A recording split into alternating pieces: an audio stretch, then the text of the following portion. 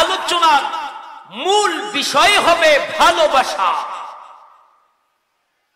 সাবজেক্টের নাম কি? ভালোবাসা। আজকে ওয়াজ হবে ভালোবাসার ওয়াজ হবে। ভালোবাসা বুঝেন তো? এখন তো যত বিয়ে হচ্ছে সব লাভ ম্যারেজ আর কোর্ট ম্যারেজ।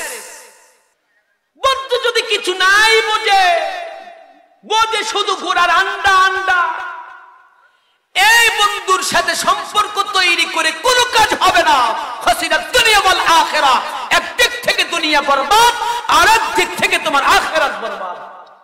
এই তিনটি জিনিস যদি আমরা স্মরণ রাখতে পারি, তাহলে সংশ্লিষ্ট যেই সাবজেক্টটি নিয়ে আলোচনা করা হবে শেষ পর্যন্ত পরিপূর্ণরূপে বুঝতে সহায়ক হবে ইনশাআল্লাহ। চ্যানেলটি সাবস্ক্রাইব করুন, বেল আইকনটি বেজে দিয়ে সাথেই থাকুন ইসলাম কথা টিভি। কথাগুলোকে বাহ্যিক কর্ণদ্বয়ের সাথে আভ্যন্তরীণ কর্ণদ্বারকে খুলে দিয়ে ইখলাসের সাথে একমাত্র আমল করার নিমিত্তে শুনতে থাকুন। প্রত্যেকটি কথার বিনিময়ে আল্লাহ রাব্বুল আলামিন শত শত বছর ধরে বেরিয়া নফল ইবাদত করার সব আপনার আমার আমল নামায় লিখে দেবে ইনশাআল্লাহ। সম্মানিত সুধী, আল্লাহ পাকের আলিশানে লাখো কোটি শুকর যে মালিক দুরুযোগে ভরা ক্লান্তিকাল এক লগ্নে আমাদেরকে জান্নাতের পরিবেশে বসার সুযোগ করে দিয়েছেন। তো আসুন আমি আপনাদের খেদমতে যে বিষয়টি নিয়ে আলোচনা করতে চাচ্ছি, এই বিষয়টি সমূলে সহজে বুঝার জন্য তিনটি শর্ত রয়েছে। নাম্বার 1, তেলাওয়াতকৃত আয়াত এবং পঠিত হাদিস দ্বয়ের শাব্দিক অনুবাদ স্মরণ রাখা লাগবে। নাম্বার 2, কথাগুলোকে ধীর স্থির মস্তিষ্কে শুনে মস্তিষ্কের মেমোরি কোঠায় অ্যাকসেপ্ট করতে হবে কেবলমাত্র আমল করবার নিয়তে। নাম্বার 3, তেলাওয়াতকৃত আয়াতের বক্তব্যের সাথে পঠিত হাদিস দ্বয়ের বক্তব্যের সংশ্লিষ্টতা কি, সম্পর্ক কি, এই আয়াত এবং হাদিস দ্বয়কে সামনে রেখে যে বিষয়টি সম্পর্কে আপনাদের খেদমতে আলোচনা করা হবে, আলোচনাটির সম্পর্কটা বুঝার চেষ্টা করা। এই তিনটি জিনিস যদি আমরা স্মরণ রাখতে পারি, তাহলে সংশ্লিষ্ট যেই সাবজেক্টটি নিয়ে আলোচনা করা হবে শেষ পর্যন্ত পরিপূর্ণরূপে বুঝতে সহায়ক হবে ইনশাআল্লাহ। আসুন একদিক থেকে আসি। আমি যেই আয়াতে কারিমা তেলাওয়াত করেছি সূরাত আলে ইমরানের 31 নং আয়াত, এই আয়াতে কারিমার ভিতরে আল্লাহ রাব্বুল আলামিনের পরিষ্কার বক্তব্য হচ্ছে, এই পৃথিবীর সর্বশ্রেষ্ঠ মানুষ আল্লাহ পাকের একান্ত কাছের দোস্ত, একান্ত আস্থাভাজন সদস্য, প্যার হাবিব আপনার আমার নবী আমিনার দুলাল জবি জনাব মুহাম্মদুর রাসূলুল্লাহ সাল্লাল্লাহু আলাইহি ওয়াসাল্লামকে ডাক দিয়ে বলেন, ওগো রাসূল,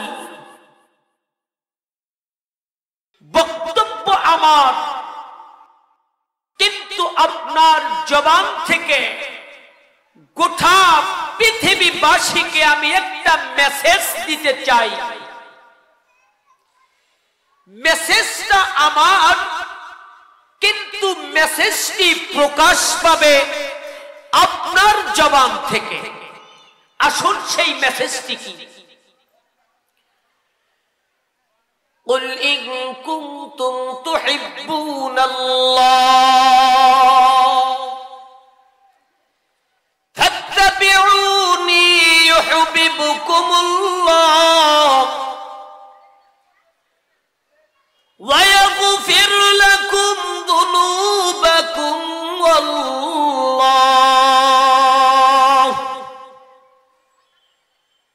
আল্লাহু গফুরুর রহিম।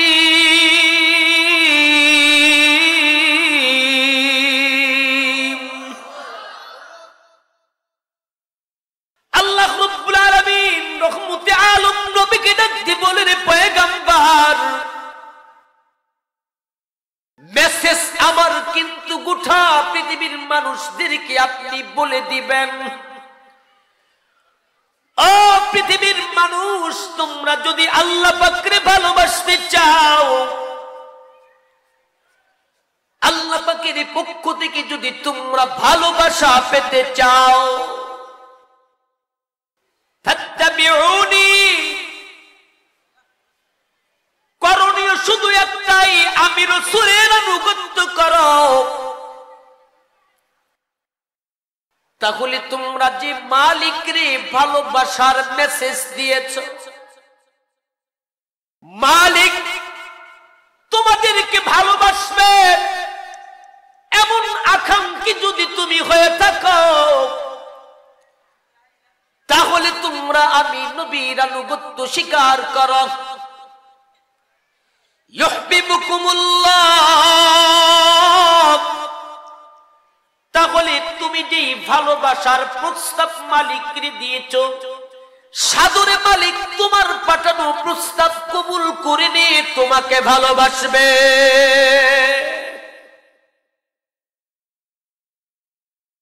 শুধু ভালোবাসবে তাই নয়, তুমি অতীতে যত গুনাহ করেছ এরই মাধ্যমে মালিক তোমার সব গুনাহগুলোরে মাফ করে দিবেন। বলে কেমনে মাফ করবে?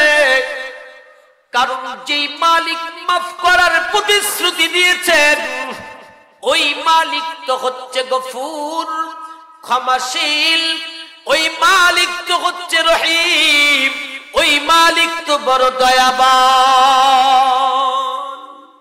সরল অনুবাদ, মালিককে ভালোবাসতে চাইলে, মালিকের ভালোবাসা পেতে চাইলে নবীর আনুগত্য করতে হবে, তাহলে মালিক ভালোবাসবেন, অতীতের সমস্ত গুনাহ খাতাগুলোরে মাফ করে দিবেন।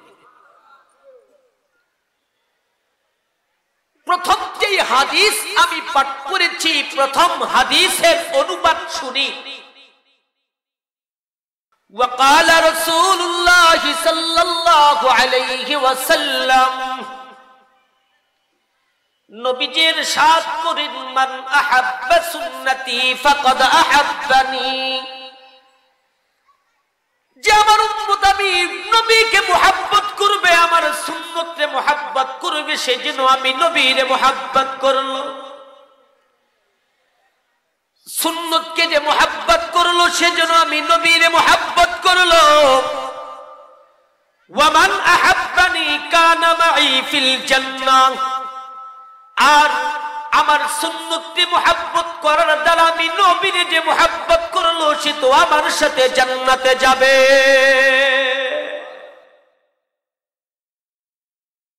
আমি আপনাদের খিদমতে মিশকাত শরীফের একটি হাদিস পেশ করেছিলাম। এখন এই হাদিসটির অনুবাদ শুনুন। وقال رسول الله صلى الله عليه وسلم,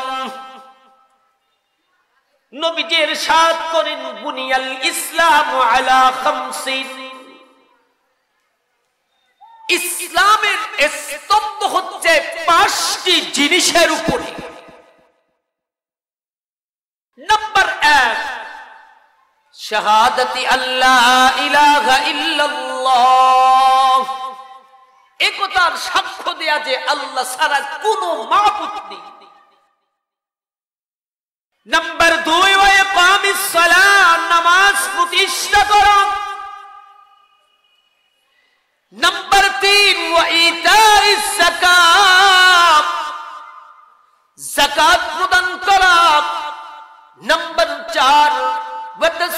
রমাদান, পবিত্র রমজান মাসে রোজা রাখা। নাম্বার 5 ওয়া তাহাজ্জুল বাইতি মান ইসতাতা ইলাইহি সাবিল, হজ পালন করা, বাইতুল্লাহ জিয়ারত করা।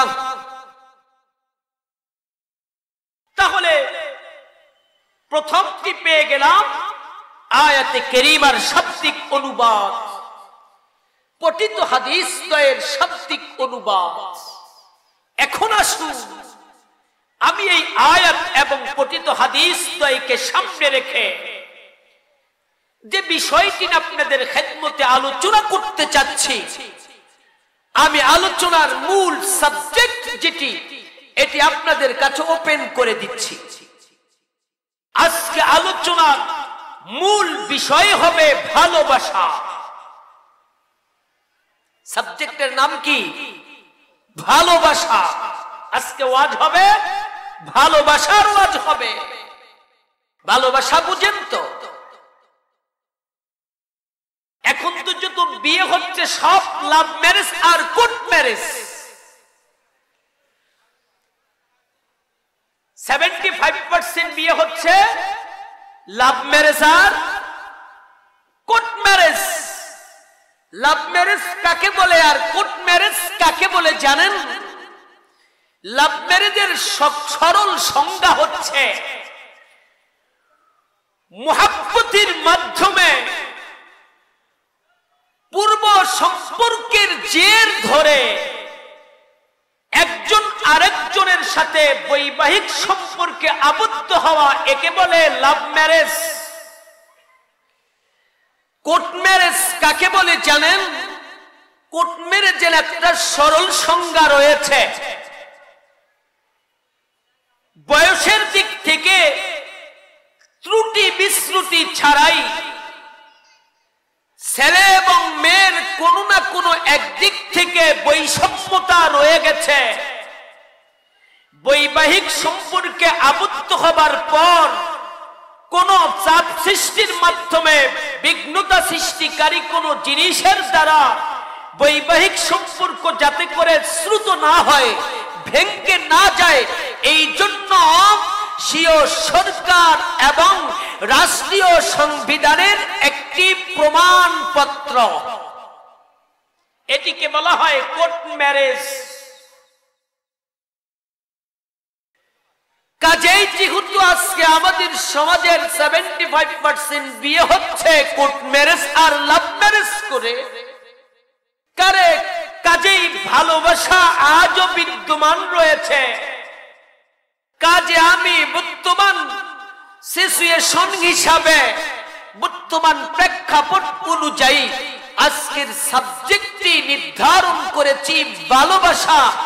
এটি কেমনে হয়, কিভাবে করতে হয়, কোন শর্তে করতে হয়, কার সাথে করতে হয়, এই বিষয়টি সাবজেক্ট ওয়ারি আপনাদের খেদমতে তুলে ধরবার জন্য সূরাত আলে ইমরানের আমি 31 নং আয়াত, নবী পাকের দুটি ক্ষুদ্র হাদিসে পাক আপনাদের খেদমতে আমি পেশ করেছি। সম্মানিত সুধী, এখন তো দেশের পাবলিক হচ্ছে সুরের পাগল, তাই না? কাজেই সুর না দিলে একজনও কয়েকজন থাকতে পারে, বদবাকিরা থাকবে না। কাজে আমি আল্লাহর দেয়া নিয়ামত মালিক আমারে যতকিনছি দান করেছেন ততটুকুন ঢেলে দিয়ে আপনাদেরকে বুঝানোর চেষ্টা করব। আপনারা কি মাহফিল শেষ আখিরি মোনাজাত পর্যন্ত থাকবেন তো ইনশাআল্লাহ? থাকবেন না ভাগবেন? থাকবেন, মাশাআল্লাহ। সম্মানিত সুধী, আল্লাহ রাব্বুল আলামিন পৃথিবীর মানুষকে একটি মেসেজ দিলেন, ভালোবাসার মেসেজ। মেসেজটি দিলেন এমন এক ব্যক্তির মাধ্যমে, যেই ব্যক্তি নবী জনাব মুহাম্মদুর রাসূলুল্লাহ সাল্লাল্লাহু আলাইহি ওয়াসাল্লাম, পৃথিবীর সবচেয়ে শ্রেষ্ঠ ভালোবাসার পাত্র আল্লাহর কাছে। তো আমরা সাথে কি ভালোবাসা করতে চাই? আল্লাহর সাথে মজবুত সীসাগলিত প্রাচীরের ন্যায় বন্ধুত্বের সম্পর্ক তৈরি করার ইচ্ছা শক্তি আছে? আছে তো ইনশাআল্লাহ। আজকে বুঝতে পারবেন কেমনে করা যায়। আমি আলোচনায় চলে যাচ্ছি। আপনাদের কি অনুরোধ করি, খুব কম বয়সের একজন আল্লাহর গুনাহগার এই শিক্ষিত সমাজে আল্লাহ স্থির করে দিয়েছেন। ভাষাগত কোন ত্রুটি বিচ্যুতি হলে ক্ষমা সুন্দর দৃষ্টিতে তাকাবেন, আর আমার সাবজেক্টে একটু মস্তিষ্কে রাখার চেষ্টা করেন। এখানে একটি জিনিস বুঝতে হবে, তেলাওয়াতকৃত আয়াতের বক্তব্যের সাথে হাদিসের বক্তব্যটাকে মিলাইতে হবে। আয়াতে কারীমার ভিতরে মুহাব্বতের কথা, ভালোবাসার কথা, প্রথম হাদিসের মধ্যেও মুহাব্বতের কথা আর ভালোবাসার কথা, কিন্তু দ্বিতীয় হাদিসের অনুবাদ থেকে ভালোবাসা আর মুহাব্বতের কোনো বক্তব্য পাওয়া যাচ্ছে না। তাহলে প্রথম হাদিস এবং আয়াতের বক্তব্যের সাথে দ্বিতীয় হাদিসের কি বক্তব্যের মিল আছে কিনা এটা বুঝুন। এই প্রথম আয়াত এবং প্রথম হাদিসের বক্তব্যের সাথে দ্বিতীয় হাদিসের বক্তব্যটার মিল এবং সম্পর্ক যখন বুঝতে পারবো, পুরা আলোচনাটা আপনার আমার জন্য বোঝা একেবারে সহজ হবে। মুসলমান যুবক ভাই, ও ভাই দুষ্ট বাপ জানেরা, আল্লাহ রাব্বুল আলামিন আয়াতে কারিমার ভিতরে গোটা পৃথিবীর মানুষকে মেসেজ দিচ্ছেন রাসূলের মাধ্যমে, ভালোবাসার মেসেজ। ওগো রাসূল বলে দিন, যদি আমাদের ভালোবাসার প্রস্তাব কেউ দিতে চায়, ভালো যদি আমারে বাঁচতে চায়, ভালোবাসা তো এক পক্ষে হয় না, ভালোবাসা দ্বিপক্ষিক জিনিস। আমার ভালোবাসা যদি তারা পাইতে চায়, রাসূল আপনি বলেন আমার ইত্তেবা করতে হবে। এই ইত্তেবার কারণে আমি মালিক রে যে তারা ভালোবাসার মেসেজ দিয়েছে, মেসেজ গ্রহণ করব, মেসেজের উত্তরটা মেসেজ লিখে সেন্ড করে দেব, তাদেরকে আমি ভালোবাসবো, তাদের সাথে ভালোবাসার সম্পর্ক তৈরি করব। শুধু তাই নয় রে পয়গম্বর, এর মাধ্যমে অতীতে যত গুনাহ করেছে আমার গোলাম, বন্দিত্বের গভীর সম্পর্ক তৈরি হবার কারণে বান্দার অতীতের সমস্ত গুনাহ খাতাগুলোকে মাফ করে দিব। ভালোবাসা বলুন তো দেখি, আলোচনাটা বুঝার জন্য বলি, ইসলামের স্তম্ভ কয়টি? জোরে বলেন, হাত তুলে দেখান সবাই, কয়টি? জোরে বলেন কয়টি? 5টি। এখন আমার একটা প্রশ্ন থাকবে, এই প্রশ্ন আর প্রশ্নের অ্যানসারের মাধ্যমেই এই দ্বিতীয় হাদিসের সম্পর্কটা আয়াতের সাথে করে দিই, আলোচনা স্টার্ট হবে। ইসলামের স্তম্ভ 5টির ভিতরে সীমাবদ্ধ কেন? বলুন, ইসলামের স্তম্ভ 5টি জিনিসের উপরে, ইসলামের স্তম্ভ 5টি জিনিসের মধ্যে সীমাবদ্ধ কেন? এটি একটি প্রশ্ন। এই প্রশ্নের উত্তরটা ভালো করে শুনেন।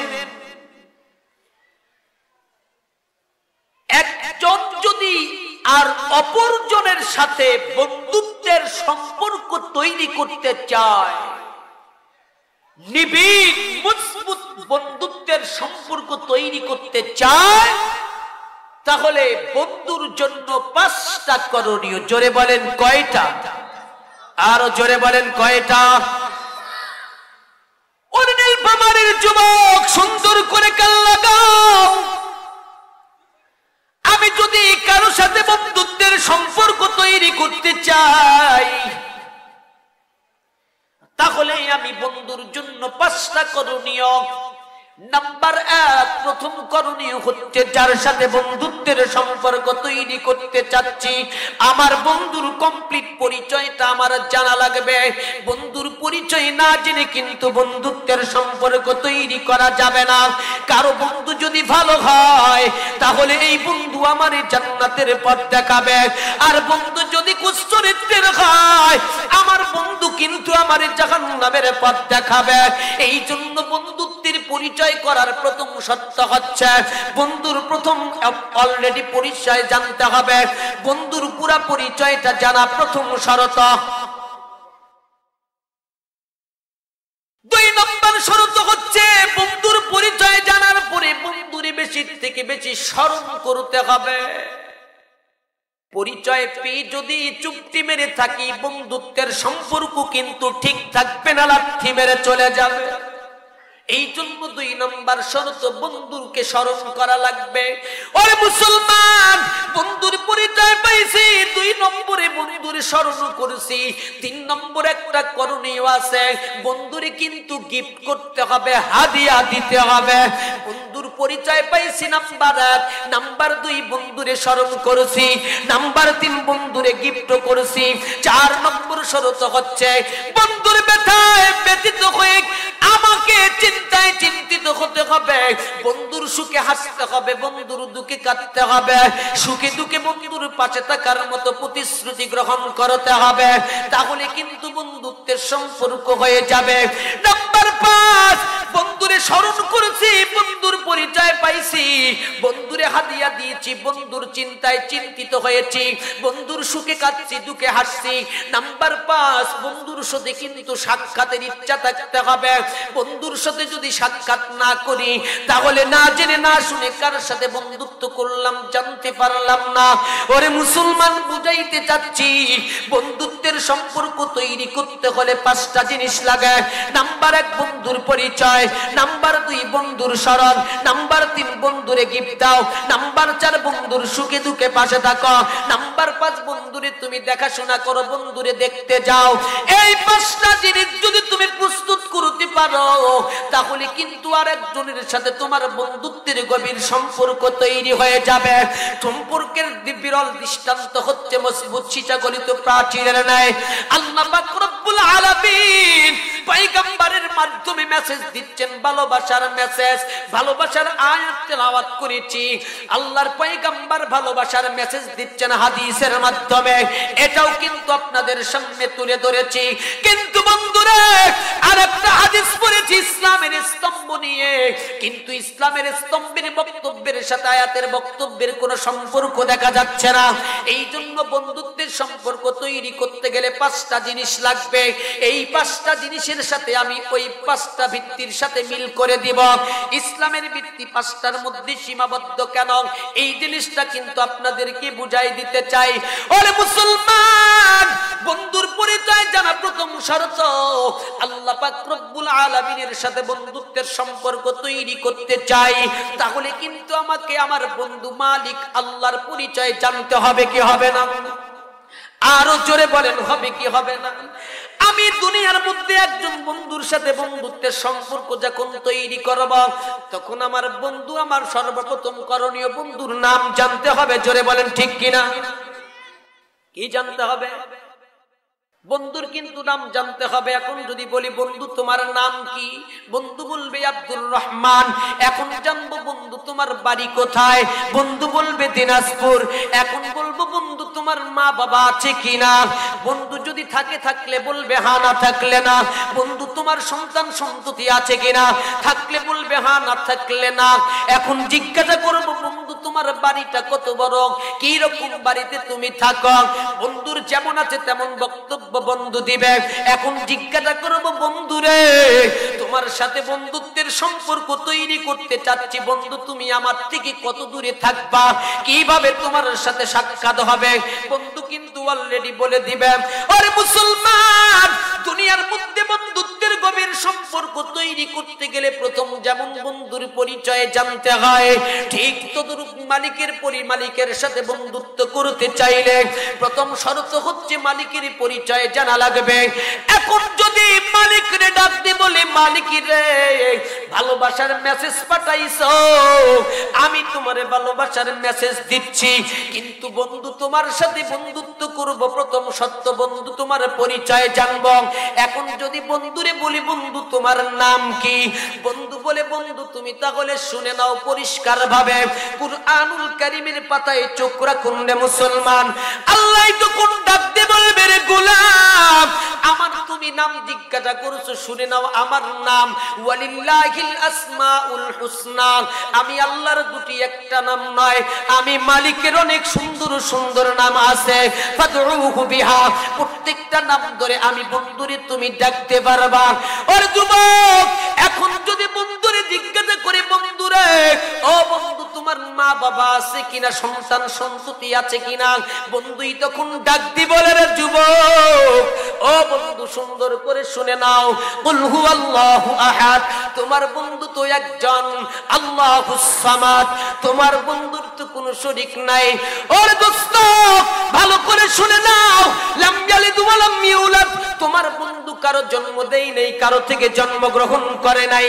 তাহলে বন্ধুর পরিচয়টা পাওয়া যাচ্ছে, বন্ধুর মা বাবা সন্তান সন্ততি আছে কিনা। এখন যদি বন্ধুরে জিজ্ঞাসা করি, মালিক তোমার নাম জানলাম, মা বাবা আছে কিনা জানতে পারলাম, এখন জানতে চাই বন্ধু তোমার বাড়ি কোথায়। আল্লাহ তখন ডাক দিয়ে বলবে, রে গোলাম আমার বাড়ি কোথায় তুমি কি জানতে চাও? দোস্ত বলে, হ্যাঁ দোস্ত জানতে চাই। বলে, আর রহমানু আলাল আরশ ইস্তাওয়া, তোমার বন্ধুর বাড়ি হচ্ছে আরশে আজিমের ভিতরে। এখন যদি জিজ্ঞাসা করি, বন্ধু তোমার বাড়িটা কি কুড়ে ঘর না টিন শেড বিল্ডিং না শীততাপ নিয়ন্ত্রিত এসি বাসা, কত বড় বাড়িতে তুমি থাকো? বন্ধুই তখন ডাক দিয়ে বলবে, রে দোস্ত আমার বাড়ি কেমন, আমার বাড়ির মান সম্পর্কে জানতে চাও, আমার বাড়ির পরিধি সম্পর্কে তুমি যেহেতু জানতে চাও, ও বন্ধু শুনে নাও, ওয়াসিআ কুরসিয়্যুহুস সামাওয়াতি ওয়াল আরদ। ওরে দোস্ত রে, আমি তোমার এমন বন্ধু, আমার এত বড় বাড়ি, আমার বাড়ির যে সিংহাসনে আমি বসে থাকি রে বন্ধু, আমার সিংহাসনটা গোটা আসমান আর গোটা জমিনকে বেষ্টন করে রয়েছে। দৃষ্টান্ত দিব রে বন্ধু, ওয়াসিআ কুরসিয়্যুহুস সামাওয়াতি ওয়াল আরদের যত ব্যাখ্যা আছে, আল্লাহ পাকের কুরসিটা কত বড় হবে, কত বড় হবে রে দোস্ত। বিশাল একটা টেবিলের নিচে যদি একটা সরিষার দানা রাখা হয়, এই বিশাল টেবিলের নিচে সরিষার দানার যেমন কোনো খবর থাকে না, ঠিক তদ্রূপ আল্লাহ পাকের সেই আরশে আজিমের বাড়িতে আল্লাহর বসার কুরসির নিচে গোটা আসমান জমিন যেন একটা সরিষার দানা বরাবর। বন্ধুর বাড়ি কত বড়, বন্ধুর বাড়ির খবর জানতে পারলাম। এখন যদি জিজ্ঞাসা করে, বন্ধু তোমার সাথে বন্ধুত্বের গভীর সম্পর্ক আমি তৈরি করতে চাচ্ছি, কিন্তু বন্ধু তুমি থাকো কোথায়? বন্ধু তোমারে আমি কেমনে দেখতে পাইব, বন্ধু জানতে চাই। এখন মালিক ডাক দিয়ে বলে, দোস্ত রে ভালোবাসার মেসেজ দিছো, আমি গ্রহণ করছি, তোমার সাথে বন্ধুত্বের সম্পর্ক যেহেতু হয়ে গেছে, আমি কোথায় থাকি তুমি কি জানতে চাও? বলে, হ্যাঁ জানতে চাই। তাহলে তুমি পরিষ্কার ভাবে শুনে নাও, ফাইনামা তুওয়াল্লু ফাতাম্মা ওয়াজহুল্লাহ।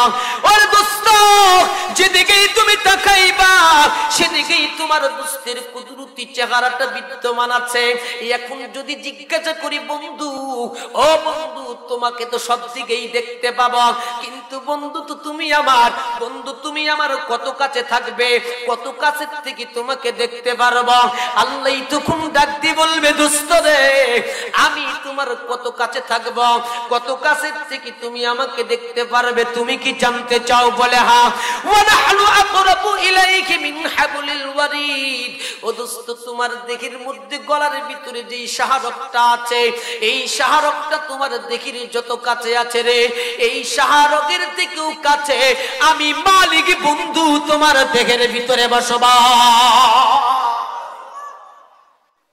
দুনিয়াতে বন্ধুত্বের সম্পর্ক তৈরি করতে গেলে বন্ধুর যেমনি পরিচয় জানা লাগে, আল্লাহর সাথে বন্ধুত্বের পরিচয় সম্পর্ক তৈরি করতে গেলে আল্লাহর পরিচয় জানা লাগে। আল্লাহর পরিচয়টা সংক্ষিপ্ত ভাবে হয়ে গেল। তাহলে বন্ধু, আল্লাহর পরিচয় মানে হচ্ছে ঈমান। এই জন্য ইসলামের 5টি স্তম্ভের প্রথম স্তম্ভের নাম হচ্ছে ঈমান। ইসলামের প্রথম স্তম্ভের নাম হচ্ছে ঈমান, মানে আল্লাহর পরিচয়। আরে দোস্ত, দুনিয়ার ভিতরে বন্ধুত্বের সম্পর্ক তৈরি করতে গেলে 2 নম্বর শর্ত হচ্ছে বন্ধুর পরিচয় পাওয়ার পরে বন্ধুরে কিন্তু বেশি থেকে বেশি স্মরণ করতে হয়। জোরে কোন ঠিক না বেশি? কারণ মান আহাব্বা শাইআন ফাআকতারা যিকরাহু, যেই যারে মুহাব্বত করে এই মুহাব্বতের বহিঃপ্রকাশ ঘটবে কখন? যখন তার নামটা বেশি বেশি উচ্চারণ করবে। এটাই হচ্ছে পৃথিবীর রীতি। ওরে দোস্ত, বন্ধুর পরিচয় সবকিছু আমার পাওয়া শেষ, এখন কিন্তু বসে থাকলেই চলবে না, বন্ধুরে কিন্তু স্মরণ করা লাগবে, বন্ধুকে স্মরণ করা লাগবে। এখন মালিক ডাক দি বলে, রে গোলাম, আমি মালিক রে, তুমি ভালোবাসার মেসেজ দিয়েছ, ভালোবাসার মেসেজ তোমার আমি গ্রহণ করেছি, তোমারে তো আমি ভালোবেসে ফেলেছি, অতীতের সব অপরাধ ক্ষমা করে দিয়েছি। কিন্তু বন্ধুরে, আমি মালিকের পরিচয় পাইয়া যদি তুমি কম্বল উড়াইয়া ঘরের ভিতরে শুয়ে থাকো, সম্পর্ক কিন্তু ঠিক থাকবে না।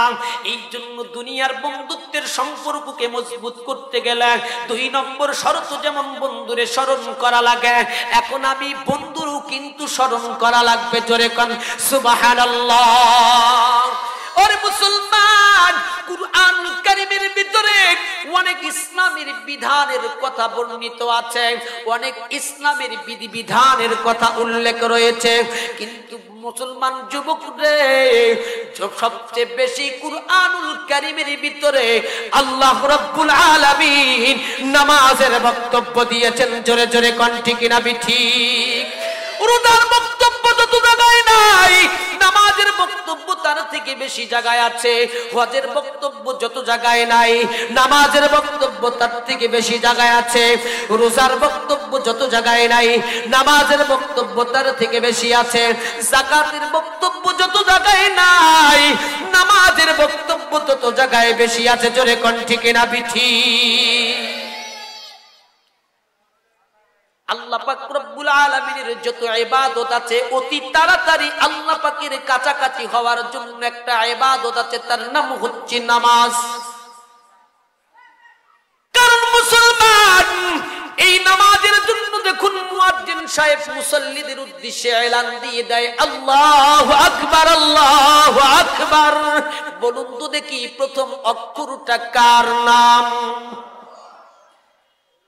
আশহাদু আল্লা ইলাহা ইল্লাল্লাহ। আযান যখন শেষ করে, বলুন তো দেখি সর্বশেষটা কার নাম? ইকামত যখন শুরু করে, আল্লাহু আকবার, আল্লাহু আকবার। বলুন তো দেখি প্রথম শব্দ কার নাম?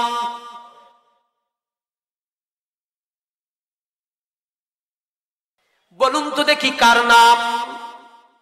ইকামত যখন শেষ হবে, লা ইলাহা ইল্লাল্লাহ, শেষের অক্ষরটা কার নাম? আমার মালিকের নাম, আল্লাহর নাম।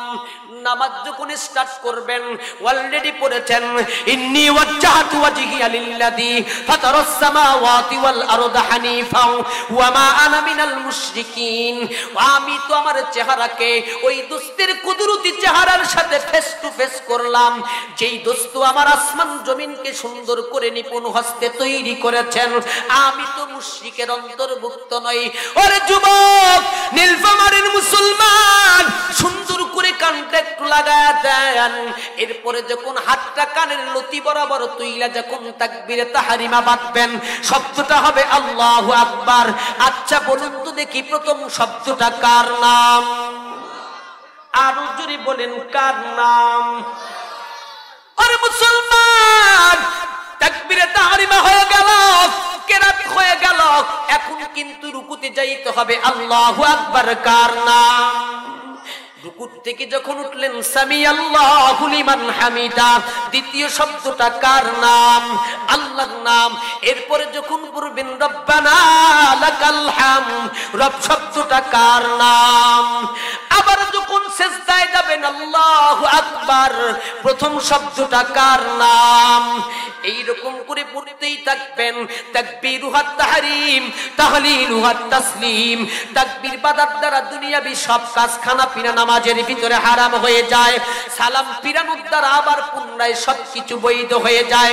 আসসালামু আলাইকুম ওয়া রাহমাতুল্লাহ, নামাজ যখন শেষ হয়ে যায়, বলুন তো দেখি সালামের শেষ অক্ষরটা কার নাম? যে ইবাদতের শুরু হয় আল্লাহ পাকের নাম, যে ইবাদতটা শেষ হয় আল্লাহ পাকের নাম।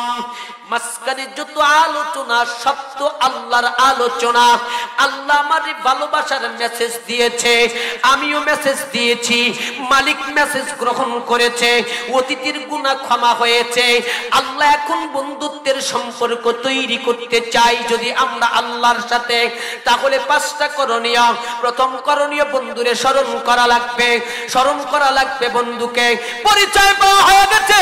নাম্বার 2, বন্ধুরে স্মরণ করতে হবে। বন্ধুরে স্মরণ করতে চাইলে বেশি থেকে বেশি নামাজ আদায় করতে হবে, কারণ পুরা নামাজটাই হচ্ছে আমি আল্লাহ পাক রব্বুল আলামিনের স্মরণ। জোরে জোরে কোন সুবহানাল্লাহ।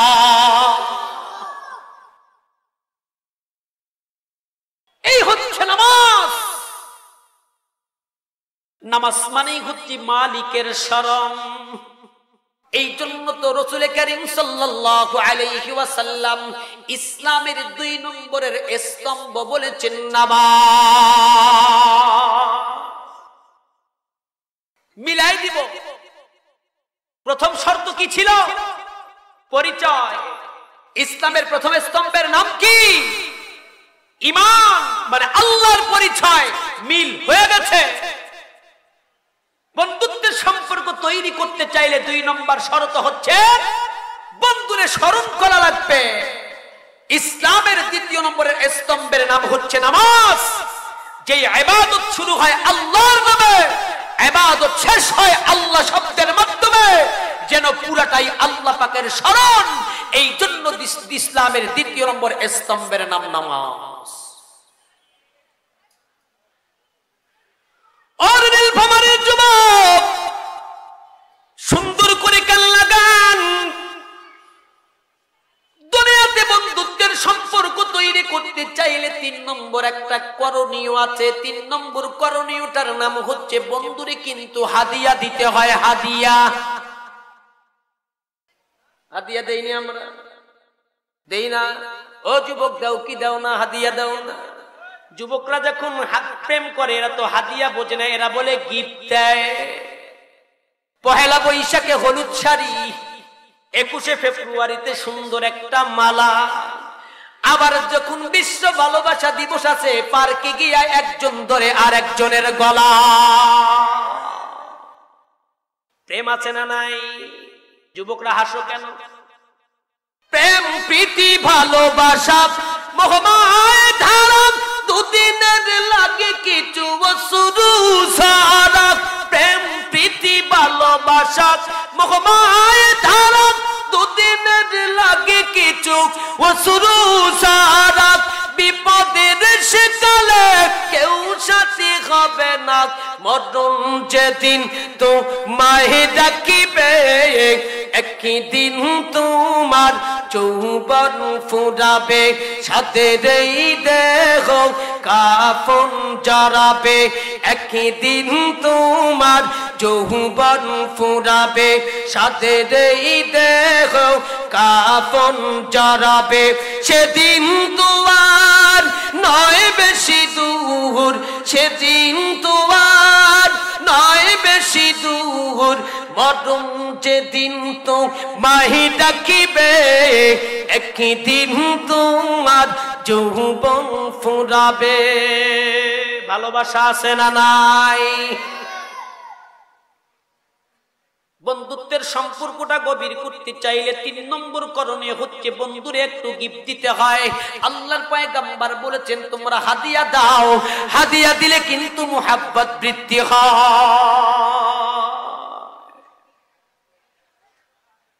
আমি এই বন্ধুকে ভালোবাসি, আমার পুকুরের মাছ তুলছি, প্রথম 12 মাসটা বন্ধুরে হাদিয়া দিলাম।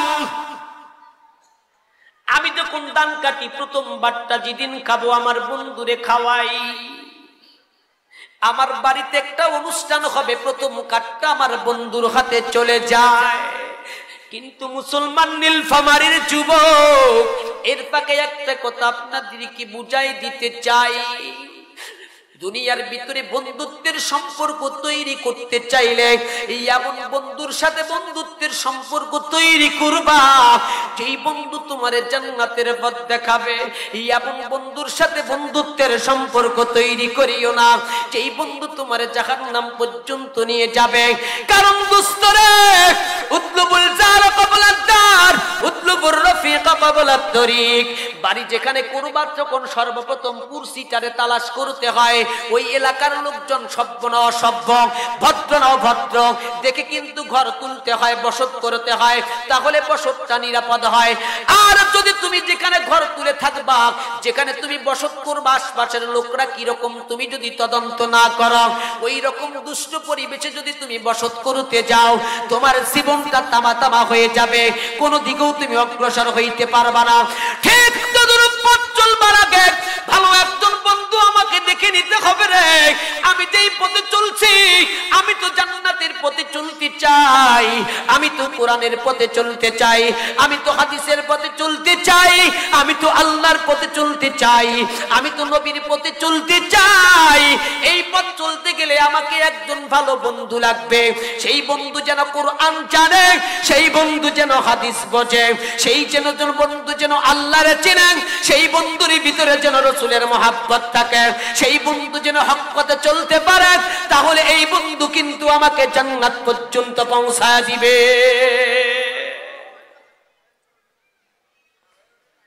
বন্ধু যদি কিছু নাই বোঝে, বোঝে শুধু ঘোড়ার আন্ডা আন্ডা, এই বন্ধুর সাথে সম্পর্ক তৈরি করে কোনো কাজ হবে না। খাসিরাত দুনিয়া ওয়াল আখিরা, একদিক থেকে দুনিয়া বরবাদ, আর একদিক থেকে তোমার আখিরাত বরবাদ। এজন্য একজন কবি বলেছেন, ইয়ারে বদআম রুতরা সুয়ে জাহিম, ইয়ারে নিকু গিরতায়া বিনাইম, ইয়ারে বদবদ তরবওয়াদ আজমারে বদ। দুষ্ট দোস্ত খারাপ বন্ধুর থেকে সতর্ক করেছেন, কারণ ভালো বন্ধু তোমাকে জান্নাতুন নাঈমের পথ দেখাবে, আর দুষ্ট লম্পট বন্ধু তোমারে জাহান্নামের দিকে নিয়ে যাবে। এজন্য ভালো বন্ধুর দরকার আছে না নাই? ভালো করে বুঝুন। তাহলে নাম্বার 3 কি দিতে হবে বন্ধুরে? গিফট, হাদিয়া দিতে হবে। নবীজি বলেছেন হাদিয়া দাও, তাহাব্বু, মুহাব্বত বৃদ্ধি হবে। আল্লাহ রাব্বুল আলামিন কোন ডাক দি বলে রে দোস্তের দল, ভালো করে একটা কথা শুনে নাও। দুনিয়ার ভিতরে বন্ধুত্বের সম্পর্ককে গভীর করতে হলে বন্ধুর পরিচয় জেনে বন্ধুরে স্মরণ করতে হয়। এরপরে বন্ধুরে তুমি গিফট দাও যাতে করে মুহাব্বতটা বৃদ্ধি হয়। হাদিস তো ভালোই বোঝো, কিন্তু বন্ধুরে আমি মালিক যে তোমরা ভালোবাসার মেসেজ দিয়েছো, মেসেজ আমি গ্রহণ করি, তোমাদেরকে আমি পাল্টা মেসেজ সেন্ড করে দিয়েছি। অতীতের গুনাহগুলো মাফ করে দেওয়ার প্রতিশ্রুতিও দিয়েছি। বন্ধুত্বের সম্পর্ক তো তৈরি হতে যাচ্ছে। কিন্তু বান্দারে, ও দুনিয়ার দোস্ত, তোমাকে 3 নম্বর করণীয় হচ্ছে আমি বন্ধুরে একটু তোমাকে গিফট দিতে হবে, গিফট হাদিয়া দিতে হবে। আল্লাহ কি চায় আমাদের কাছে? এখন তো যদি কেউ না বোঝে, উল্টা বুঝনেওয়ালা যদি কোন লোক থাকে, তাহলে তো লাঠি দিয়ে বক্তারে পিটাবে। আল্লাহ নাকি হাদিয়া চায়, কোন বোকা বুঝতে? আল্লাহ হাদিয়া চায়, হাদিয়া গিফট। আর মুসলমান যুবক, নীলকুমারীর যুবক, মালিক বলতে যে বন্ধুত্বের সম্পর্কটারে যদি গভীর করতে চাও, 3 নম্বরে আমি মালিককে একটু গিফট করতে হবে, একটু হাদিয়া দিতে হবে। এখন যদি চিন্তা করে বলি, বন্ধুরে, ও বন্ধু, তুমি তো খাও না, তুমি তো পান করো না, তোমার তো কোনো কিছুর প্রয়োজন নাই। ওয়ালাম ইয়াকুল্লাহু কুফুয়ান আহাদ, বন্ধু তোমার তো সমকক্ষ কেহ নাই। ও বন্ধু, আল্লাহুস সামাদ, বন্ধু তুমি তো বলেছো তুমি অরুপাফিক্কি, তুমি কারো কাছে মুকাফিক্কি হও না। কিন্তু এখন বন্ধু দেখতে যে তুমি আমার কাছে হাদিয়া চাচ্ছ, গিফট চাচ্ছ, এটা আবার কেমন কথা? তোমার মা বাবা নাই, তোমার তো কোনো সন্তান সন্ততি নাই, তুমি খাও না, পান করো না, ঘুম নাই, নিদ্রা নাই, ঘুমের ভাবও নাই। কিন্তু এমন মুহূর্তে বন্ধু তুমি আমার কাছে হাদিয়া চাও আর গিফট চাও, বন্ধু তুমি হাদিয়ার গিফট কি করবা, কেমনে তুমি চাও? মালিক তখন ডাক দিয়ে বলবে, রে দোস্ত রে, আমি তোমার কাছে গিফট আর হাদিয়া চাই, মানে এই কথাটার অর্থটা কি তোমরা কি জানো? এই কথাটার অর্থ হচ্ছে তোমার গাড়ি আছে, বাড়ি আছে, সহায় সম্পত্তি অনেক আমি দিয়েছি আল্লাহ, অনেক টাকার মালিক তুমি, কিন্তু আমি পৃথিবীর ভিতরে সব মানুষকে কিন্তু সমান করি নাই। অর্থনৈতিক বিশাল একটা বৈষম্যতা রয়ে গেছে। হে দোস্ত, তোমার যে সম্পদ আমি দিয়েছি, এই সম্পদের তুমি অস্থায়ী মালিক হতে পারো, কিন্তু তোমার এই সম্পদের ভিতরে 7 শ্রেণীর মানুষের হক আমি আল্লাহ পাক রব্বুল আলামিন নিহিত রেখেছি।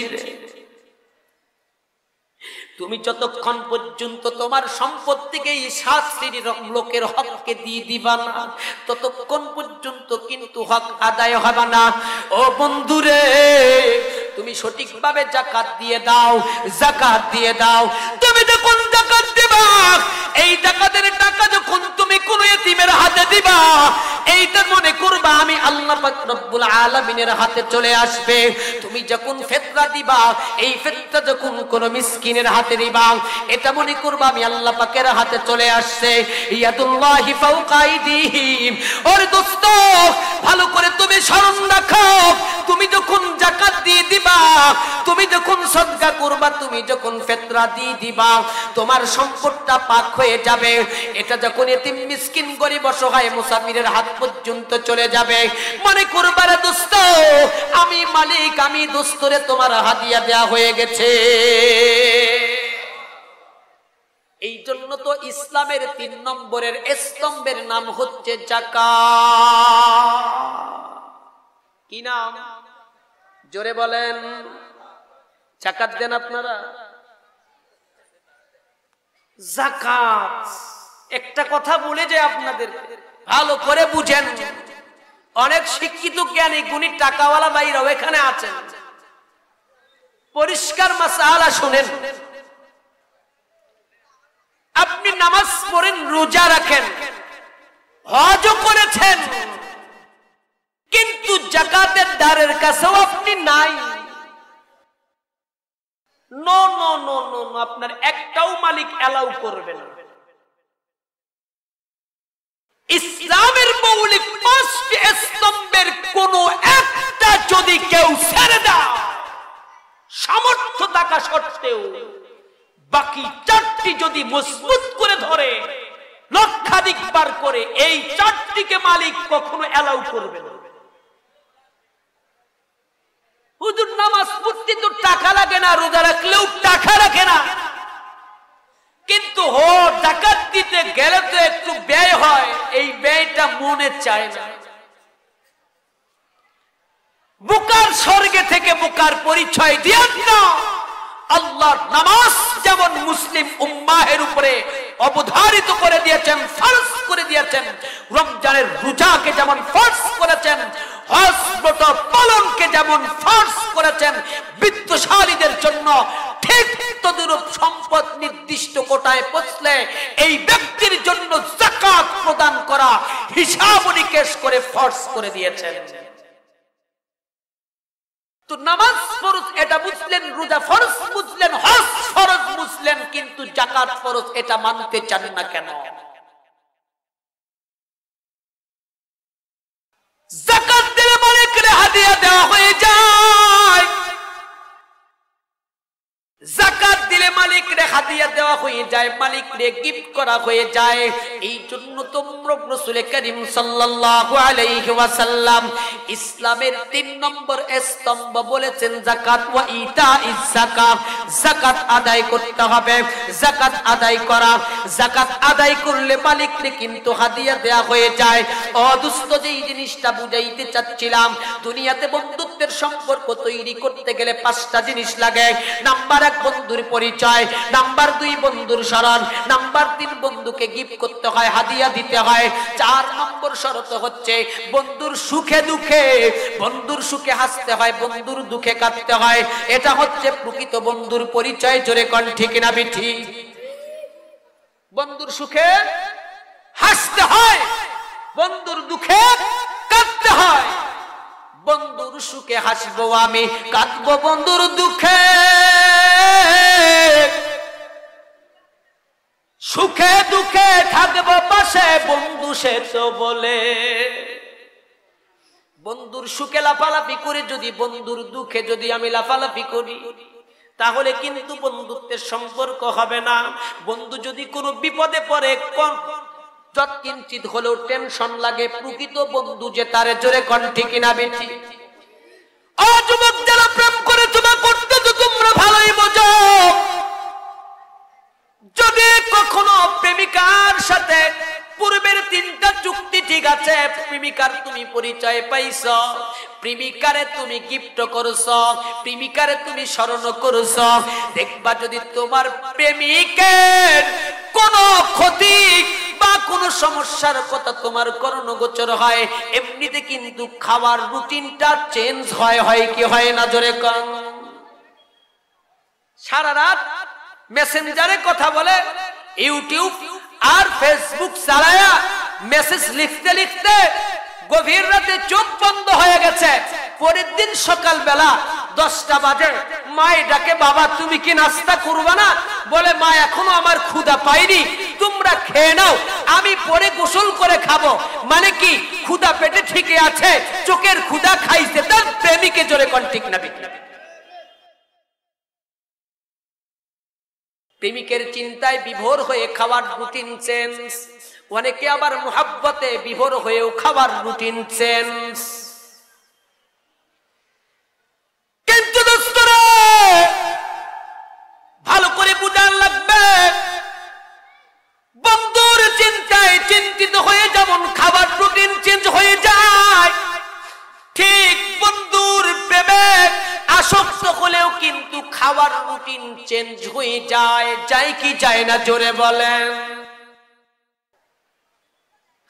মালিক এখন ডাক দি বলে, রে গোলাম, ভালোবাসার মেসেজ পাঠাইছো, মেসেজ তো আমি গ্রহণ করছি, মেসেজ রিপ্লাই করছি, তোমার গুনাহ মাফ করে দিয়েছি রে দোস্ত।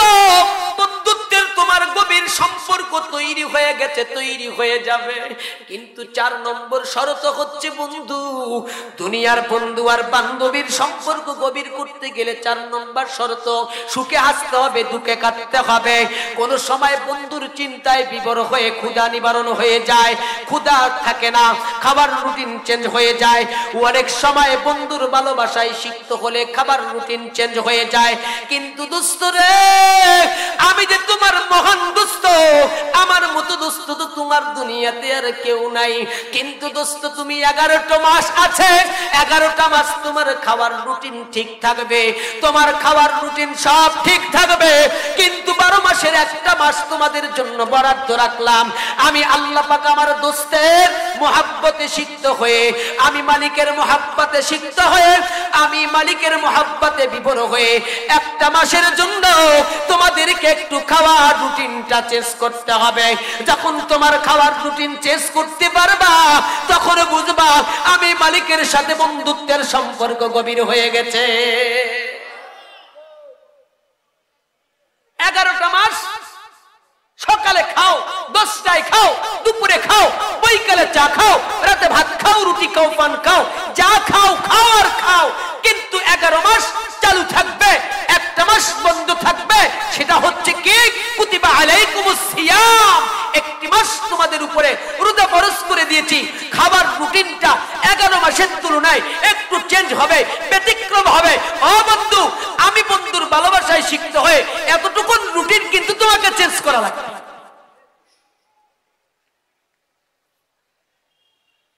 রুটিন চেঞ্জ হয় কি হয় না? নীলফামারীর এমন চালাক মানুষ কি আছেন রোজা রাখা অবস্থায় 10টায় আপনারা নাস্তা করেন? আছেন?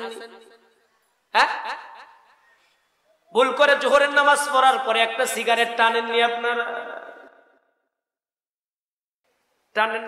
খাবার রুটিন 11টা মাস ঠিক আছে, মালিকের সাথে যেহেতু সম্পর্কের চুক্তি চলছে, মালিক ভালোবাসবেন, আমিও বাসবো, মালিক গুনাহ মাফ করে দিবেন, কিন্তু শর্ত 5টার 4 নম্বর শর্ত হচ্ছে মালিকের ভালোবাসায় সিক্ত হয়ে একটা মাসের জন্য খাবার রুটিনটারে একটু চেঞ্জ করতে হবে।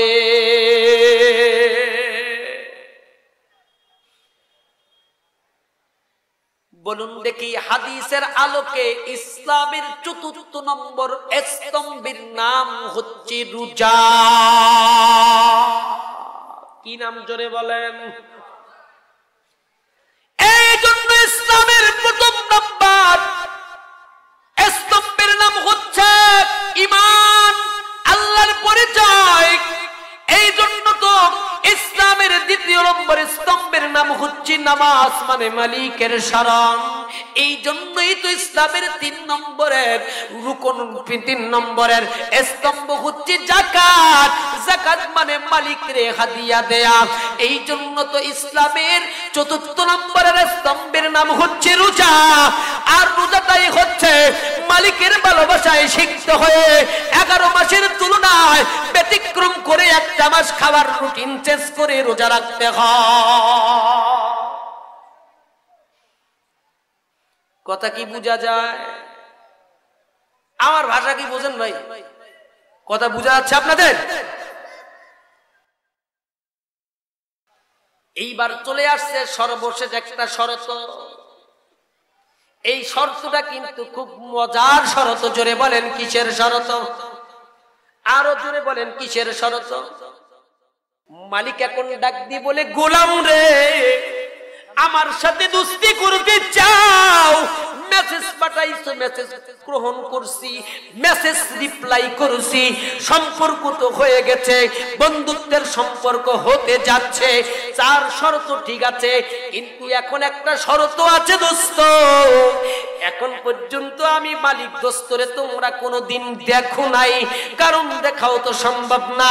তাহলে আসো আসো, 3.5 আর 4 লক্ষ টাকা খরচ করে মক্কা মদিনা পাড়ি দাও, আমি মালিক তোমাদের সাথে দেখা করব। মেসেজ পাওয়ার পরে বহুদিন থেকে টাকা গুটায়া 4-4.5 লক্ষ টাকা নিয়ে আল্লাহর গোলাম বন্ধুর সাথে দেখা করতে যায় মক্কা আর মদিনা। পৌঁছার পরে তাকবীর দিচ্ছে, লাব্বাইক লা শারীকা লাক লাব্বাইক। ও মালিক, তুমি যে আমারে ডাকছো দোস্ত, আমি তো আসছি, আমি তো উপস্থিত, হাজিরা দিচ্ছি, আমি উপস্থিত। ও দোস্ত, তুমি আমারে ডাকছো, আমি আসছি, লাব্বাইক, আমি তো উপস্থিত রে দোস্ত। কাবা ঘর তাওয়াফ কর। ইন্নাস সাফা ওয়াল মারওয়াতা মিন শাআইরিল্লাহ। সাফা মারওয়া সাই করে, রবিউল জেমার করে, পাথর নিক্ষেপ করে, আরাফাতের ময়দানে যায়। আল্লাহর গোলাম সাক্ষী দিয়া, হাজিরা দিয়া আবার মক্কা মদিনা থেকে ফিরে আসে বাংলাদেশের ভিতরে। মালিকের বক্তব্য হচ্ছে, ওরে দোস্ত, আমি তোমার ডাকছি সরাসরি দেখা করবার জন্য নয়, আমি মালিকের কিছু কুদরতি নিদর্শন আছে, সেই নিদর্শন গুলা মক্কা মদিনা পাড়ি দিয়ে দেখবা। আমি মালিকের সাথে বন্ধুত্বের চুক্তি যখন কমপ্লিট হবে, আমি মালিকের সাথে বন্ধুত্বের যে শর্তগুলা সব পূরণ হবে, জান্নাত করে দিব, সব পর্দা সরাই দিব। বান্দা তুই আমার দিকে তাকাবি আর আমি তোর দিকে তাকাবো। জান্নাতে যাওয়া ছাড়া আল্লাহর সাথে বাহ্যিক দৃষ্টিতে দেখার কোনো চান্স নাই। এজন্য ইসলামের পঞ্চম স্তম্ভের নাম হচ্ছে হজ। তাই বুঝা আসছে?